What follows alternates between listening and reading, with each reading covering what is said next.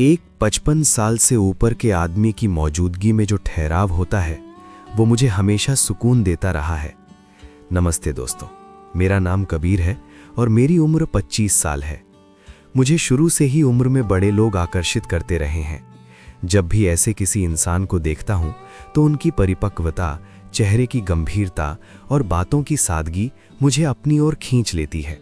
उनकी सलीके से रखी मूछें, हल्का सा उभरा पेट, उम्र के साथ बदले बाल और कपड़े पहनने का सादा अंदाज, सब कुछ अपने आप में एक अलग ही गरिमा रखता है।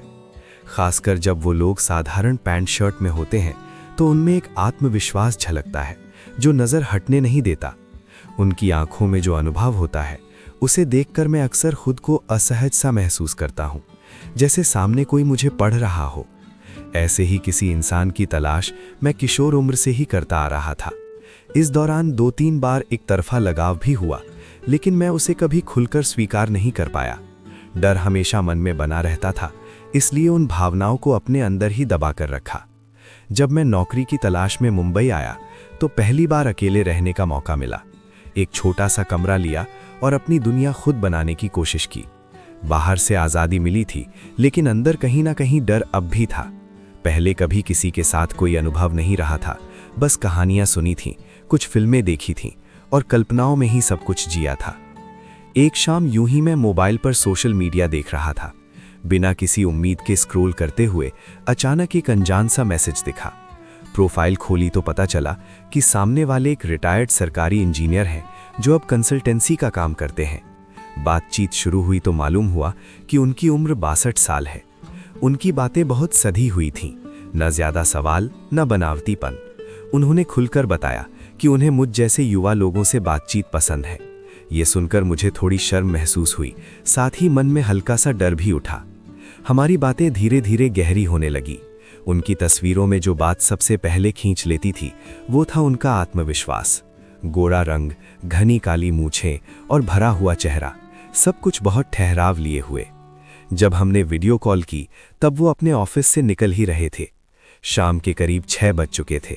बैकग्राउंड में हल्की रोशनी और उनकी शांत आवाज़, सब कुछ बहुत अलग सा लग रहा था। बातों के दौरान मैंने उनसे उनकी लंबाई और वज़न के बारे में पूछा। उन्होंने हंसते हुए बताया कि कद 6 फुट के आसपास है और वज़न करीब 95 किलो। फिर उन्होंने मुझसे मेरे बारे में पूछा। मैंने भी सब कुछ साफ साफ बता दिया, उम्र, कद, वज़न।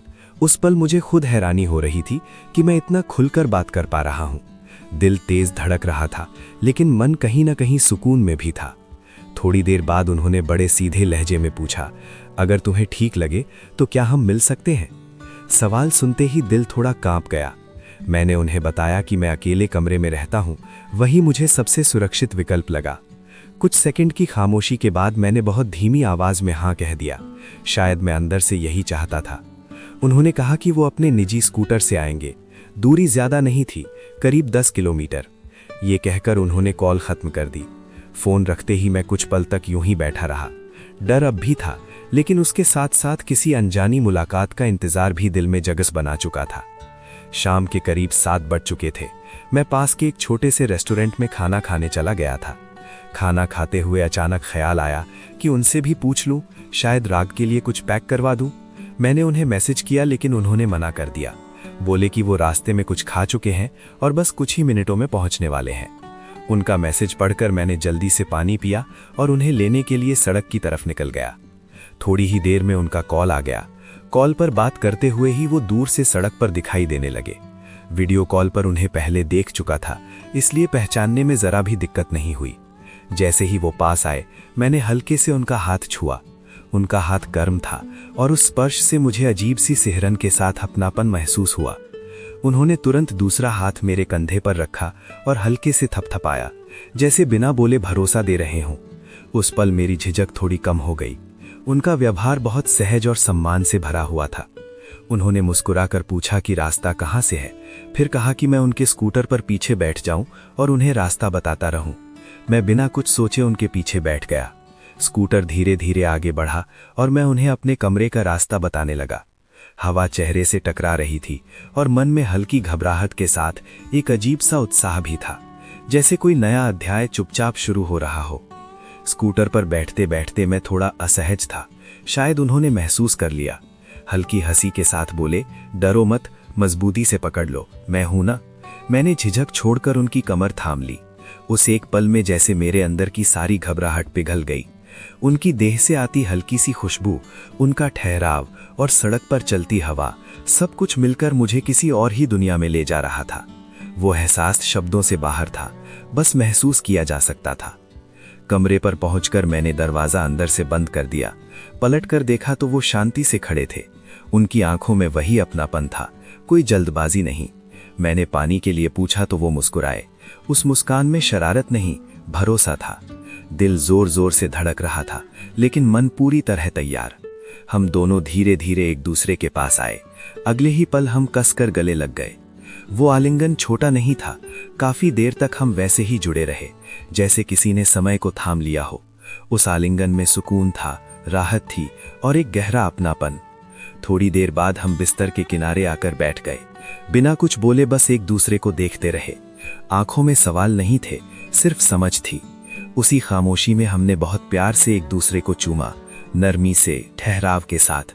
उन्होंने हल्के से इशारे में मुझे बिस्तर पर लेटने को कहा। मैं लेट गया और वो मेरे बगल में आकर लेट गए। कुछ पल हम यूं ही एक दूसरे की नजरों में देखते रहे, फिर हम आपस में लिपट गए। उनकी बाहों का घेरा मजबूत था और उसमें एक अजीब सी सुरक्षा थी। हम बहुत धीरे धीरे एक दूसरे को सहलाने लगे, जैसे बिना शब्दों के दिल को तसल्ली दी जा रही हो। कमरे की रोशनी मध्यम थी, बाहर की आवाजें कहीं दूर छूट चुकी थीं। जो कुछ भी उस पल में था, वो किसी हड़बड़ी या दिखावे का नहीं था, बस भरोसा, आपसी समझ और अपनापन। रात करीब 9 बजे होंगे। कमरे की शांति को अचानक उनके फोन की हल्की सी रिंग ने तोड़ा। स्क्रीन पर नजर पड़ी तो वो उनकी पत्नी का कॉल था। उन्होंने फोन उठाया, आवाज धीमी रखी, बस इतना ही बताया कि थोड़ी देर हो रही है। कॉल खत्म होते ही कमरे में फिर वही खामोशी लौट आई, लेकिन अब उसमें एक हल्की सी हकीकत भी घुल चुकी थी। उन्होंने मेरी तरफ देखा। ना कोई अफसोस था, ना कोई घबराहट, बस एक सुलझी हुई समझ। हम दोनों पास ही रहे, एक दूसरे की मौजूदगी को महसूस करते हुए। जो भी उस रात हमारे बीच था, वो किसी जल्दबाजी या अधूरेपन का नहीं था, बस दो लोग जो एक दूसरे के साथ उस पल को पूरा जी रहे थे। कुछ देर तक हम यूं ही साथ रहे। मन हल्का हो चुका था, डर कहीं पीछे छूट गया था और चेहरे पर एक सुकून भरी मुस्कान थी। उस पल मुझे साफ एहसास हुआ कि मैं फिर उनसे मिलना चाहता हूँ। दिल में एक अपनापन बैठ चुका था, जो अचानक आया था लेकिन गहरा था। लेकिन जिंदगी हमेशा हमारी इच्छा के मुताबिक नहीं चलती। 2016 के बाद हालात बदल गए। घर से खबर आई कि पिताजी की तबीयत ठीक नहीं है। मुझे दिल्ली छोड़कर तुरंत अपने गांव जाना पड़ा। जाते समय उनसे दोबारा मिलने का मौका ही नहीं मिला। ना कोई शिकायत थी, ना कोई मलाल, बस एक अधूरी सी मुलाकात जो पूरी होकर भी अधूरी रह गई। आज भी जब पीछे मुड़कर देखता हूं तो वो रात किसी याद की तरह नहीं, बल्कि एक एहसास की तरह लौटती है, जहां डर था लेकिन उससे ज्यादा भरोसा था, जहां चाह थी लेकिन उससे भी ज्यादा सुकून। कुछ लोग जिंदगी में थोड़े समय के लिए आते हैं, पर अपने पीछे ऐसा ठहराव छोड़ जाते हैं जो सालों बाद भी महसूस होता है, और शायद वही काफी होता है। वीडियो पसंद आए तो लाइक करें, अपने दोस्तों के साथ शेयर करें, नीचे कमेंट जरूर करें और ऐसी दिलचस्प कहानियों के लिए चैनल को सब्सक्राइब करें और बेल आइकन को दबाना ना भूलें।